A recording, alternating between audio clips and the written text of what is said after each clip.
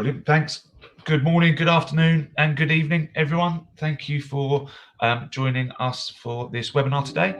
So the webinar will be presented by Spenke and Be Digital, and the title you can see on your screen: Maximising Investment and Unlock Hidden Value in Your Technology Spend.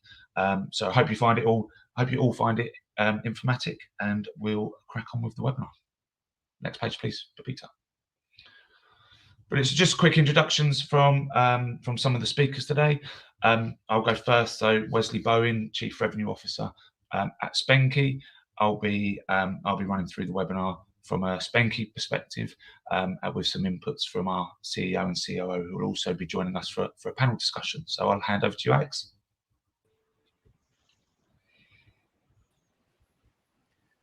Yeah, hi all. My name's Alex. I'm CEO and co-founder of Spenke. Thank you, Akshay.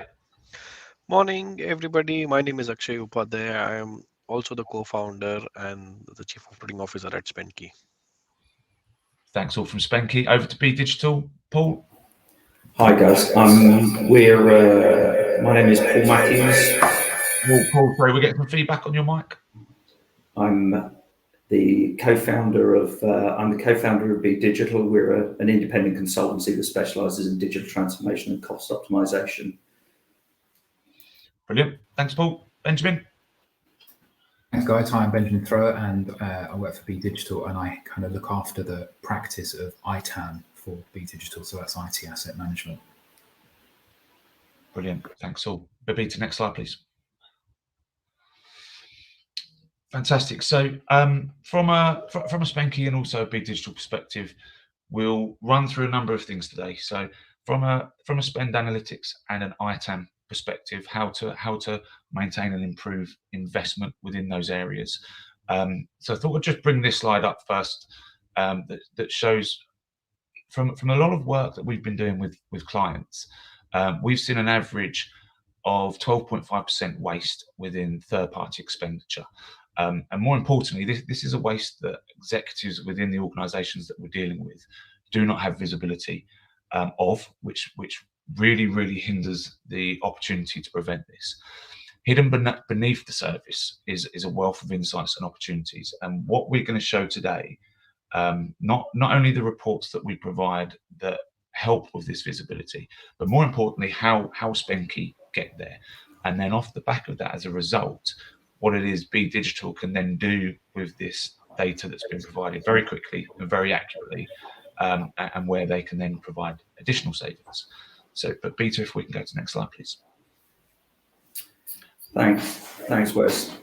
As Wesley was talking there, a lot of the challenges faced by organisations today, and we see this within the asset management side of our business, that with very fragmented IT estates, lack of visibility of assets, duplication across product sets, and shadow spend, which all lead on to unknown audit risk and financial exposure. So the objectives that we focus on is to try and increase visibility of software application usage and spend, reduce risk and consolidate vendors, and align technology spend with business strategy. When we're looking at the solutions that we provide to customers on this side, it's very much about sort of looking at optimizing IT assets to drive value back to the business, shaping commercial terms to support the digital future, and, as I said, reducing the risk of audits, or hopefully removing it altogether. To that end, as an SME, we need to work with partners who can provide complementary services to what we do and who can increase the time to value for our customers. To that end, Spenke aligns perfectly with our approach. And Babita, if we can go on to the next slide, and I'll hand over to Benjamin. Thanks, Paul. I think, as Paul was saying, at Be Digital, we know that accuracy and speed, or rather time to value, is absolutely critical to our customers. to try and drive speed, efficiencies, and savings, we adopt the find the money, get the money, keep the money approach. Now, by find the money, what we mean is we understand your software deployment, your usage, your expenditure, and your entitlements, your use, your cost, your rights, if you will. We then balance that deployment, usage, expenditure, and entitlement to measure compliance and to quantify any opportunities and risks that there might be across your IT estate. Partnering with Spenky is very, very critical in the find the money section, because they're able to come in quickly and kind of understand what that contract position is and where your invoices are, where your purchase orders are. We then move into get the money, where we understand what your options are for maximizing usage of software, minimizing expenditure, and mitigating the risks of audit. Now, we work with you to realize those options rather than just kind of handing you a paper with a lot of red writing on it. And we ensure that your internal processes and your external contracts are fit for purpose and robust for now and the future. The final part of this diagram focuses on keep the money. And by keep the money, this is the bit where we prevent that future lack of visibility reoccurring. We work with you, we teach your teams how to manage your key software assets and monitor your expenditure, ensuring that software is allocated and categorized correctly and that shadow spend is eliminated. Now, the process of collecting data and preparing data and making decisions based on the quality of that data can be quite bewildering. Now, prior to Spendkey, we would be looking at a data gathering exercise for the spend, and by spend, I mean your contracts, your purchase orders, and your invoices, that could, depending on the size of your organization, certainly take months, but in many enterprise class businesses, that could take well over a year. Now, before Wes and the team start to get into more detail of how Spenky works, what I think is such an important part of find the money, get the money, keep the money is being able to be accurate. And that's where Spenky adds so much value to us. It's no longer a case of trying to find a needle in the haystack. It's more akin to someone simply removing the haystack for you. So Wes, I'll hand back to you and let you show people the product and how it works. Brilliant. Thank you, Benjamin. Yeah, so just before I jump into exactly how Spenky do that and how we do it so accurately and so quickly, I just wanted to highlight some key points that have already been mentioned several times actually in terms of visibility. And Alex, I'm going to steal one of your analogies here about the steamed up mirror. So anyone that's on the webinar that's tried to either put on makeup or have a shave with it on in a steamed up mirror will realize it's very, very difficult to do so. The honest truth is it's no different in an organization. If you can't see what you're doing or can't see what you're spending, then you'll behave very, very differently. Just before Christmas, for example, we presented data to a CFO that revealed some relatively uncomfortable truths. There was multiple £1 million worth of spend that was with a supplier that was blacklisted and had been blacklisted for the best part of 3 years. Now, that data wasn't previously available because it was hidden in miscellaneous, in other, and in intercompany spend. And very quickly, in fact, within a few days, we were able to identify and show this spend, which was very, very key. So if we look at the pyramid in front of us, at the bottom in terms of visibility, by providing visibility in terms of what organizations are actually spending their money on, and this isn't just by taking data that's in existing ERPs and AP data sets. This is by taking that data, cleansing and enhancing it, and providing a single source of truth. By providing that visibility, it enhances control around what's being spent, control on what's being spent where and when, just as importantly. And then that drives efficiency, which then in essence drives value. And the key to Spenky and what Benjamin's touched on is how efficiently and how quickly we're able to do this. So Babita, if you can just go to the next slide, please. Yeah, and Wes, I'll just sort of jump in there. I mean, if you're asked, anyone watching this webinar, that unfair question to reduce your cost by X, and you don't know how, then just think of us, because I've been in that seat, and the expectation to go and deliver, value of 20 million in the year, let's say, without any visibility is just completely unfair. So, you know, that visibility is your foundation to go on and do better things. Absolutely, it's a great point, and I'm thinking of the use case you're thinking of already, Alex. So literally 3 weeks ago, we had a CTO of a large client that we're dealing with send us a message, and it was along those lines. He needs to look for an additional £2 to £3.5 million worth of saving within his budget this year. So his first point of call was Spenky. We've already done some spend analytics for him, so it was very, very easy for us to identify areas. What we don't do is we're not consultants where we then go and do that. We work with the likes of B Digitals and others that kind of do that on our behalf. But it all comes down to the slide on the screen at the minute, which is data-driven solutions, a single version of the truth. And I know we've mentioned it before, but the statement at the bottom is very, very key. AI-driven insights reduce management overhead and shortens the time to value from 6 months to 2 weeks. And it can be shorter than 2 weeks. And let's be honest, if there's large consultants and large organizations in play, the time to value without Spenky can be longer than 6 months. So we're very clear on the accuracy and the time to value that Benjamin touched on earlier. But Peter, if we can go next slide, please. So how do we do it? So there's 3 key elements and pillars. So I'm going to show you a demo later that will provide the data output within dashboards and within our platform. But I just wanted to run through these slides beforehand as a prerequisite to give you an idea of exactly what it is Spenky does before we present data back to clients. And this is our secret sauce, so to speak. So we ingest data. We ingest data from a client's AP, ERP. In fact, we can do it from multiple data sources. Once we've ingested that data, our AI platform, our AI machine learning brain in the background, will take that data, cleanse it, remove any duplicates, and then enhance it. And by enhancing it, it does that in 2 ways. One, by using our brain, which is essentially a database of over $20 billion worth of transactions that we've previously analyzed. And if it can't find an accurate link within there, it then goes out to secondary sources, Google's, LinkedIn's, Amazon's, etc. The key difference with Spenky is that it's accurate, it's very, very granular, and the majority of it is automated. By majority, we're talking over 90%.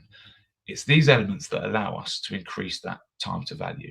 But Peter, if you can go to the next slide, I'm just going to expand on some of those points and provide some statistics. So we've spoken about time to value and how fast we can provide these insights. How quickly can we do it? Our contractual KPIs are to onboard within 10 days. That's for up to 3 million transactions. So we can process millions of transactions in seconds using our AI-based technology. It's very transparent in terms that it automatically detects errors. By this, our AI scores itself on an accuracy percentage. So what that means is that it enables our data analysts to know exactly where to look in terms of recategorization, and if it needs any error checking, and it means that we can do that very quickly. All of this leads to reducing the manual effort. So at present, we average 92% of monthly transactions fully automated within those initial 10 days, and that improves to just over 97% on an ongoing basis. Now, this is the first iteration of onboarding customers, because a part of that 10-day onboarding period is training the AI and the ML in the background so that it knows what to look for. Once that's up and running, the 92% and 97% accuracy actually only takes hours instead of days, which means we've got a customer that refreshes their data every 24 hours. So we pull the data from their data systems every 24 hours, which gives their CTO as good as live minus 24 hours dashboard of exactly what he's spending his money on, where his budget is, where his forecasts are, etc. So it's quite a powerful tool in that sense. But Peter, if we go to the next slide, please. which leads us nicely actually into the demo. So just before I jump into, while I click on my share screen, is there anything any of the guys want to add? Alex, Akshay, Paul, Benjamin? Yeah, what I want to add there is, as you talked about the 95 or 92%, 97% accuracy. So that's what the machine delivers, but the customer always gets data which is more than 99% accurate, because the balance gap is something that we fill up using our data analyst, and that is required for us to train the ML. So the customer data is close to 100% accuracy, but yes, the machine output might be 92% initially. The 8% is the gap that we fill up with human efforts.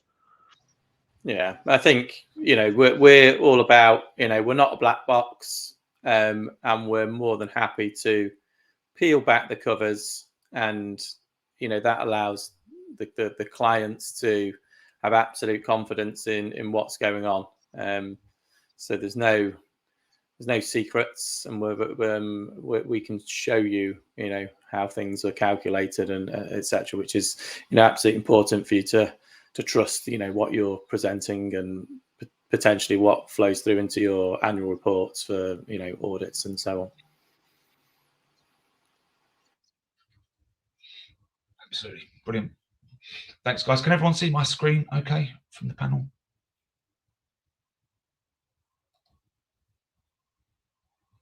Hello, sorry, is my screen showing?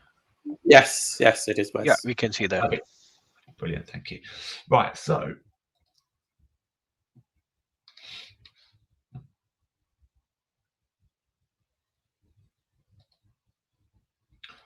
first of all, today we're going to very much focus on IT and kind of drill down into software as well.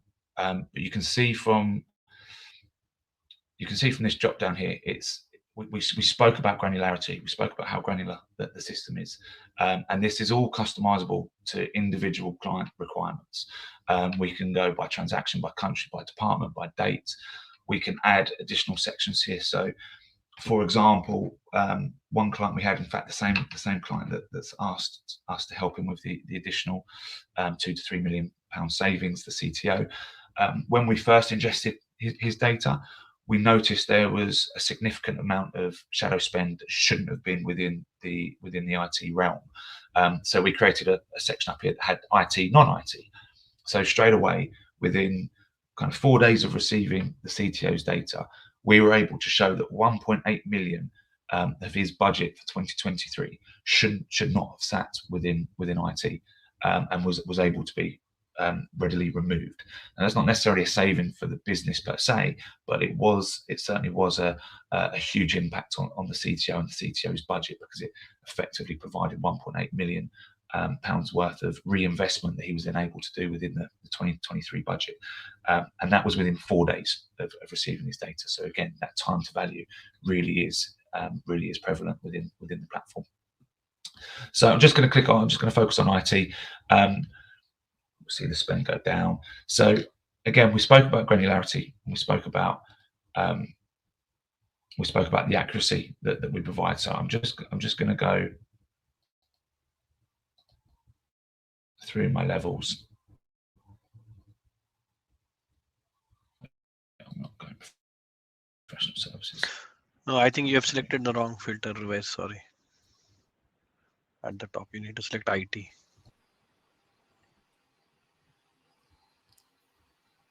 Just within IT. Sorry, I had more than one selected. Yeah, I had more than one selected. There we go. Here we go. Right. So then within IT, at least that's let's focus on the software. That it's a live system, right? So, you know.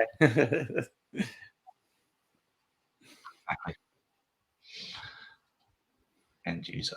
So you can see straight away, a few clicks of a button, we've now got 5 levels of taxonomy within IT, all the way down to end user software. We don't necessarily stop here. We tend to find that for 99% of our clients, this is more than enough. The data we tend to receive, majority, I would say, stops at level 2. Some of it goes to level 3, and then we enhance it further. For one client, we have enhanced software to level 6. which has then broken down the different types of software into CRM, etc., and we can then take it a further level to level 7 if required.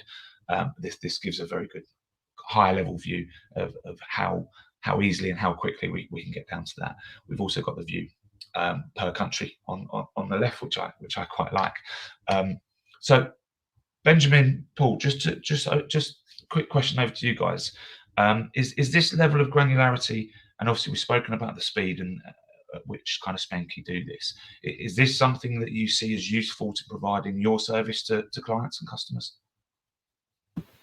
It's incredibly useful, because a lot of the time when we're going into a client, they don't have this visibility themselves, and being able to present something so like not just accurately but succinctly and clearly to them, we've used it in the past where it feels like it's helped to bring the team together, where everyone is sat around the table looking at the same data, understanding where the contracts are, understanding where the spend is.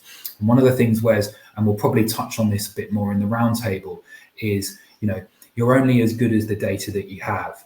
And that's something that comes up quite a lot. However, one of the things I was really impressed around with Spanky was when the line item data for a purchase order is, for want of a better expression, somewhat sketchy, how do you deal with that? It's a good question. The classic software for Martin. It turns out Martin is the CEO, and the software in question is a $50 million Oracle EULA. So I'm sure there'll be some in here actually. So again, this is very much a live system. So in spend, so if and you can see how easy this is. It's right click, drop down, spend detail. So it gives us the ability to really kind of drill down into this. So Akshay, I'm going to actually pass that question over to you. I know you're certainly from the operations perspective, you're a lot closer to this and how this works in the background, and I'm sure we've got a use case for that. Sorry, what was the specific question, if I may ask again? Sorry, so yeah, actually, one of the things I'm really intrigued by is how you deal with bad line item data. The classic software for Martin, meaning that Martin's secretary has raised a £50 million purchase order for an Oracle EULA. So we get this kind of bad data from the source, from every customer, and this is not new to us. So what we look at is, when we get the details, we look at different external data points. And if you have Oracle as an example, or you have any other supplier, we will be able to look at the description and recategorize it in the accurate bucket. So if it's an Oracle database license maintenance that you are paying, it will be categorized into software license, maintenance, and support. If you have bought an Oracle SaaS license, it will be classified as a SaaS license.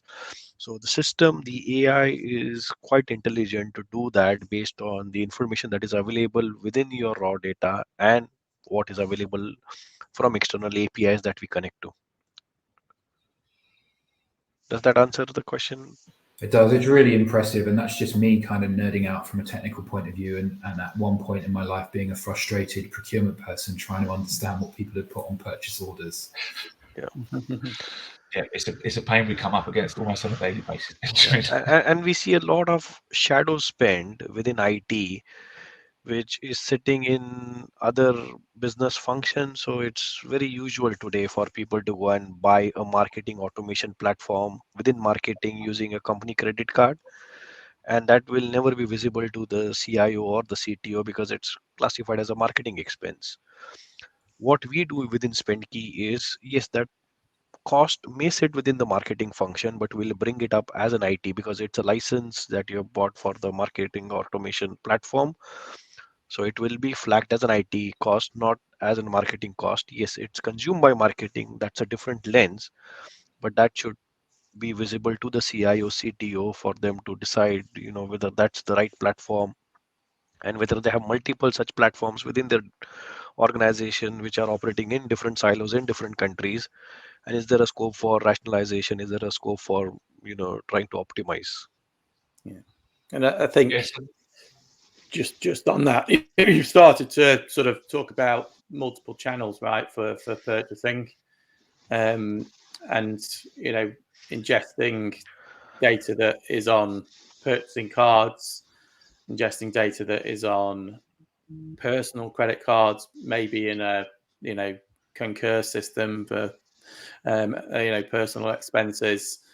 All of this can be put into one single place so that you have that for the first time full visibility of all those subscriptions hidden on people's personal credit cards and P cards and all that good stuff.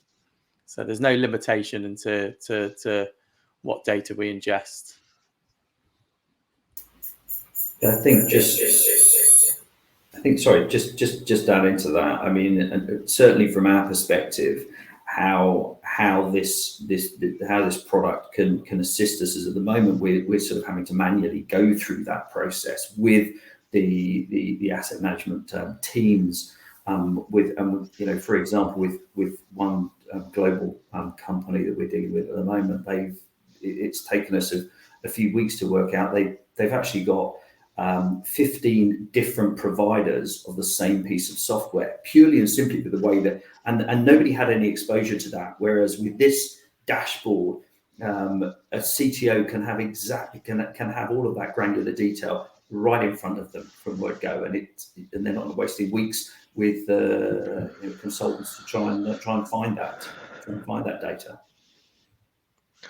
No, absolutely, Paul. And we have some examples here from our experience where, one particular client, the CTO did not know that they had 5 CRM platforms within their organization until the data showed them that. And when the data showed them, then it was a big surprise for him, because he always thought we are on Salesforce, that's our platform for CRM.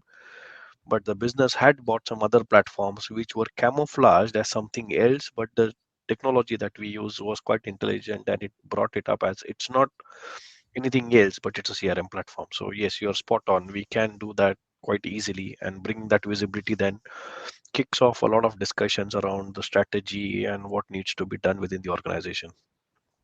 I think certainly we found it as well when we talk about shadow spend, that it's not just the money that you can't see, it's the contractual terms that you can't see either, where somebody has purchased a software license and they've used an individual credit card for it. And yes, the large software company has somewhat different rules for a business using that software versus an individual, and it can end up escalating quite quickly. So this is a really useful tool for understanding that. And it also brings up other issues around GDPR, where the data is being stored, because employees sometimes don't recognize what they are doing. They think, oh, it's only a £20 or a $20 purchase per month subscription, but they don't recognize they're agreeing to standard T's and C's, and that the data is going to be stored somewhere in the US or out of Europe or out of UK, and that's in breach of their compliance policy, and that is a big risk, which a lot of times goes unnoticed. And our platform will bring some of that out also very clearly, saying that this is what you're buying, and do you have a contract? If you go and start investigating, if there is no contract, then that's an area which you need to focus and see, okay, does it violate any of our contractual commitments with our customers? Is the data being compromised by not being in the UK or in EU? So those are the other aspects. So it's not the cost, it's also the risk. Yeah, and taking that one step further, you may not even own your own data. You've clicked your terms, you're using a system, all of that data's gone in, and you don't even own it. So when it comes to termination, and good luck. So it's all about let's bring all of this to the forefront. Let's have those conversations ahead of time, shifting conversations to the left, whether that be renewals, new spend, and consolidation and termination, without being able to see that and shift those conversations ahead of time. You're constantly chasing your tail and on unfavorable terms, and renewing and signing up to things last minute that as you end up in this catch-22 situation. Some of you may be listening now thinking, wow, this sounds exactly like our organization. We're always putting a piece of paper in front of the CTO with a 24 hours notice, or we've been caught out on overages or whatever it might be. So if you're sat there thinking, yes, this feels like us, and you want to do something about it, this is a really helpful way to start addressing those problems. Alex, just on that. So questions just coming from Craig that fits quite nicely actually with the conversation we had with a large media company last week. So Craig's asked, so can you run a report on Maverick spend, i.e. credit card spend? Yeah, I can take that one. So again, depending on where the client's pain point is, most times the client has a hunch, right? Or we've got a hunch that something's not quite right, but they just don't have, that ability to get down into the detail. So if there's a hunch, oh, well, your hunch might be, well, it was 3 million last year, but it's 4 million this year. That's your hunch, but you don't know sort of why. Then if that's in travel and expenses, then we can start there. So again, from a where to start, we can start small, we can start big, any language, any currency. So if you're thinking, oh, this might be a good one for LATAM, or this might be a good one for Asia, then there's the starting point can be very flexible, and that's something we pride ourselves on in terms of flexibility and the ability just to get going fast. And Craig, so in terms of the dashboard and the platform as well, this is completely customizable. So we could have, as I mentioned earlier, just to the left of this level 1 for this particular CTO, we had IT, non-IT. In any of these reports on the left, we can have Maverick spend, or you can actually, we will allow you to tag certain things as Maverick spend as well, or we can tag them as Maverick spend in the same way that you'll be able to tag things as a strategic supplier, as a transactional supplier, as a supplier you probably want to move up to transactional or strategic. In that same way, we'll be able to tag that spend and give you a view purely on the Maverick spend. I suppose the key there is determining and identifying what you as a client would classify as Maverick spend, because there's certain nuances, but that's not difficult for us to do due to our agility. So hopefully that answers your question, Craig. If not, stick another question in the comments. But thank you, guys. I suppose that leads us on nicely actually to the round table. We've kind of already begun it.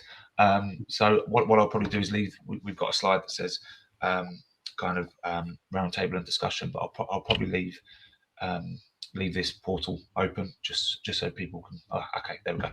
Nice, thanks, Mabita.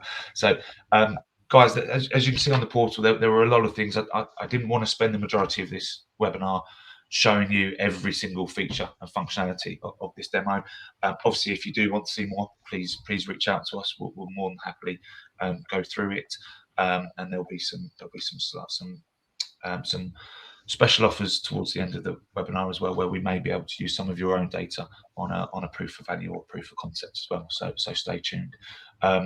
So Alex, in fact, I'll just hand back over to you. You were quite nicely in your flow. No, sorry, just in the no worries, Craig. That's fine. You were quite nicely in your flow till I interrupted you with the message with the question from Craig. Yeah, no. So I think it's a bit of an open question, really, around trends. Perhaps what we see at Spenky and what Be Digital are seeing from the market. And I'll go first. My main observation at the moment is, for the past 20 years, I think cost has not necessarily been a top priority for CIOs and CTOs. It's been, a top 10, quite often not part of their personal targets, and something that they keep their eye on. But in the last 20 years of my career, technology spend has exploded, and not only that, we're seeing a lot of clients adjust their earnings growth, and in some instances that's negative cash flow for the next 12, 24, 36 months. So the outlook is, from a market macro perspective, is there's a lot of companies that are in distressed situations, and the CTO has now got a large area of spend. Perhaps it was only, less than 1%. In some organizations, it can be, 50% of their outgoings can be on technology, as an extreme example for some businesses. So all of a sudden, CTOs and CIOs are being thrown that task, for the first time. Your number one priority is to manage costs, and they haven't done it before, and they don't know where to start. And for me, it's totally unfair. It's totally unfair for them to be thrown this task without having that visibility. Yes, they're responsible, but I think it's, for us at Spenke, it's about giving them a fighting chance of being able to hit these totally unfair targets. And all starts with visibility. That enables the change management discussions. Spenke are sort of positioning to say, look, we can help you with those high, aggressive, and I think very unfair targets at times. Certainly without these tools, it's almost impossible, and you're setting yourself up to fail. So we're saying, look, give yourself the best chance of success, and then, partnering with Be Digital. Not only can we give you all the tools to do this, but we can also deliver this as well. So that's a bit of an overview of what I'm seeing in terms of trends in the market at a very high level. And Benjamin and Paul, I don't know if you've got anything to add there in terms of trends that you're seeing in the market. I think it's really interesting, Alex, because I think, we talk about how long we've kind of been in this industry, and certainly from a Be Digital point of view, we were a digital transformation house. That's what we did. We'd help people get onto that digital journey. And digital used to be about giving people a competitive advantage. And now it's like a basic level entry requirement. And the more digital businesses have got, the more costs have got out of control. And now we're seeing businesses, it's not about stopping spending on technology, it's wanting to optimize that spend. And businesses are now looking at certainly software and hardware as more of a utility cost, and they want to understand how they maximize that. And it's very difficult to do without, well, firstly, it's very difficult to do when you're just an internal team, because we find a lot of the teams that we support, the ITAM teams within a business, are kind of functioning like an A&E department, and they're able to kind of cope with the emergencies of everyday business life, but then the costs are just going further and further away from them. And we've certainly found that by using a product like Spenke, we're able to get everybody focused around those costs, and then we can start to form a team about what we're going to do about that to get that control. Because as digital has moved away from just being about desktop asset control and everything is going into the cloud, it gets more and more confusing and more bewildering and harder to keep up to. So yeah, I'd absolutely echo what you said, and it does become kind of unfair that this sort of new branch of spend has appeared and people are just expected to lower it without having any idea of the data behind it. Yeah, and I think you mentioned an interesting point there around the reinvestment. Technology is all about providing innovation to the business and ultimately to your customer. So it's so important to be able to free that up. Otherwise, you're going to end up on legacy that you just can't get out of. So that optimization for them to be put into your infrastructure, your networks, your applications, whether that be make versus buy, etc., is what's going to give you an edge, and what's really going to get the board excited to say, well, not only have we saved 10% on last year's run rate, we've reinvested that, and we've been able to launch a new product 6 months ahead of time. Because we're now on, cloud infrastructure and etc. So there's some really exciting, discussions that are underpinned by the boring stuff, right? Let's admit it. we're talking about the boring stuff that's never really got the attention of the board in the past. But this is a really good chance for us to catch the board's attention and really address some of those perhaps more mundane, cost items that can be then turned into a great story about innovation and customer success. Yeah, I think that's a really good point, especially when you look at that idea of kind of make versus buy, and certainly reinvesting some of that spend, because nobody likes to go to the board to ask for more money, but everybody likes to go to the board with an opportunity to save money. And that's something that definitely, like, we look forward to doing more of. And again, one of the other things we haven't touched on is the impact of COVID and the amount of kind of, and I use the word maverick in the lightest possible sense, but there was suddenly a period where people just had to do what they needed to do in order to support that business. But now we're coming away from that and coming out of it. We can go back and look at that with new perspective. And again, being able to kind of see that spend very, very quickly. And, the example Paul used, where we can see businesses that we're working for buying the same product from 15 different people, or equally buying 15 different web conferencing platforms because somebody just had to buy them.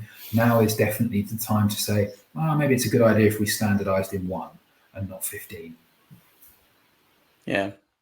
And I'm a little bit of a cynic of the word maverick, because it often accuses the somebody who is probably working independently of doing something with the wrong intentions, and often that's not the case.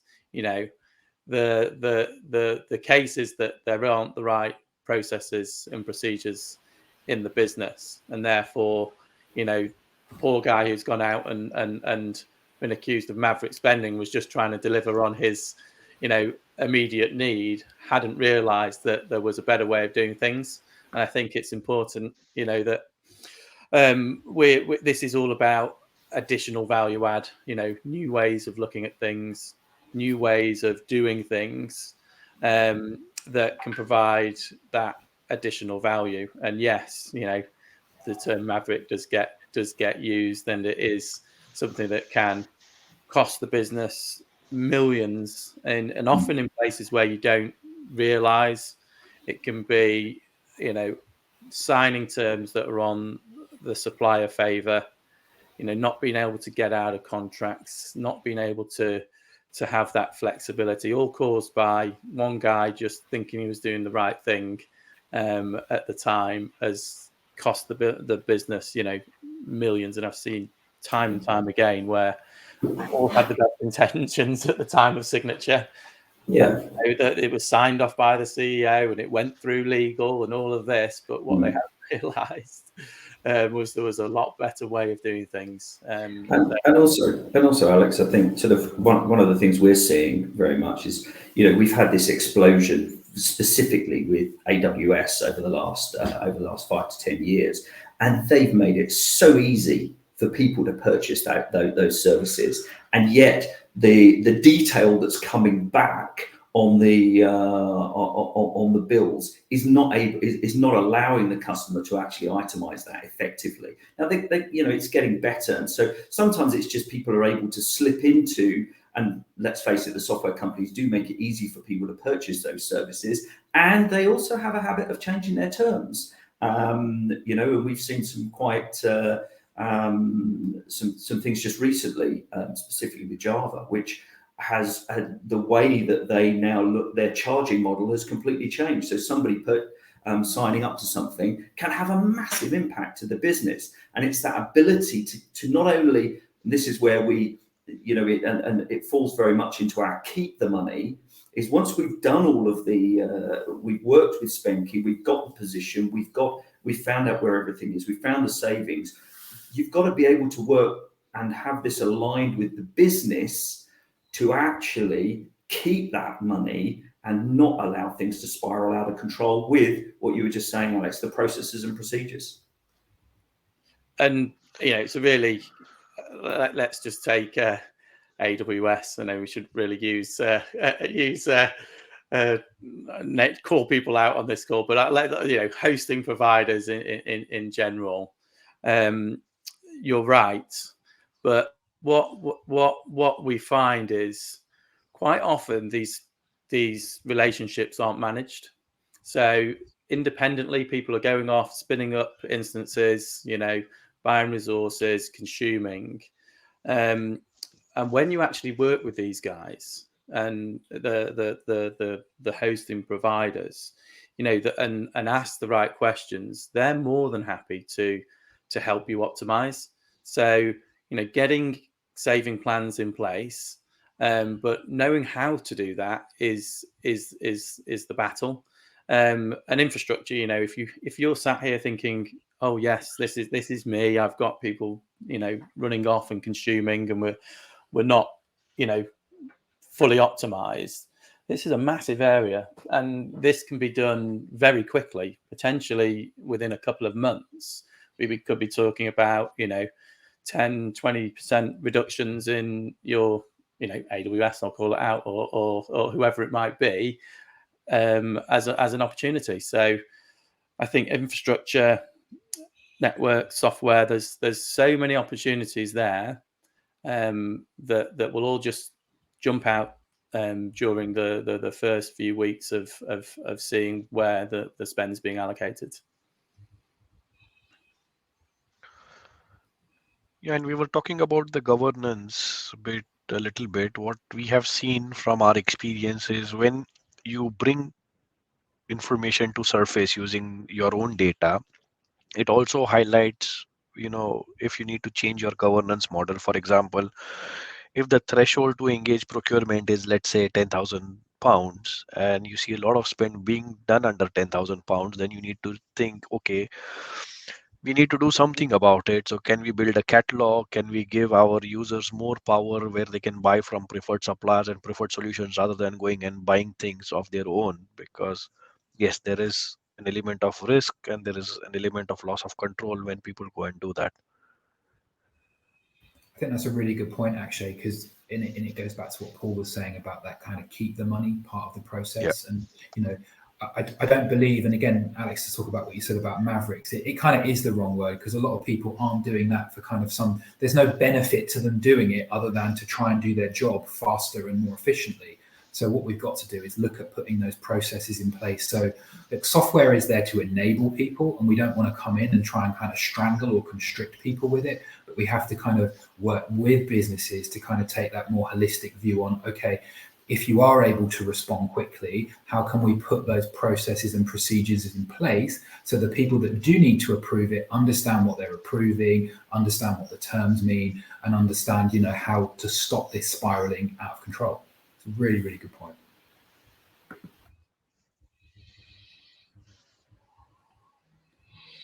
Yeah, brilliant. Well, look, it's coming up to just 10 minutes before the end of the webinar, so it looks like we may be able to give a few people some time back. Feels like it's coming to a natural close. Should we just finish off with a special offer for our attendees? So first of all, thanks to everyone that has attended. If anyone jumped in late or had to drop off, we will be sharing recordings with everyone that registered. So in fact, Benjamin, I'll hand over to you first in fact, I'll take a step back there and do Spenke's one first. It then leads into B Digital's. So at Spenke, we've agreed to provide a free proof of value to all attendees on this webinar today. We will provide up to 5,000 transactions or a month's worth of transactions, whichever is largest, as a proof of value and proof of concept. So if you've got some data within your tech spend, or you might be looking at a different part of the organisation, then we'll ingest that data in the process that I described earlier very quickly. Within a few days, we'll present our findings back to you, and then off the back of that, B Digital have kindly offered a similar proof of value as well. Yeah, so what we'd like to do to, again, any of the attendees today, we are offering an Office 365 proof of concept health check free of charge. And if you'd like to get in touch with Steve Warbrick, whose details are on here, he can give you more information about that. But absolutely, as you're all more than aware, Microsoft are increasing the prices of Office 365 starting in April. And we're just in March now, so there's plenty of time to still do something about it. So again, anyone that'd like to get in touch with Steve, we can organise a free proof of concept health check on O365 for you. Thanks for attending. Brilliant. Many thanks, Benjamin. Yeah, so look, huge thanks to the team from B Digital. Thanks to the panel from Spenke as well, and more importantly, thanks to everyone that managed to attend. As I said, the recordings will go out with confirmation of the offer. Hopefully, we'll all speak soon. Thanks a lot. Enjoy the rest of your day.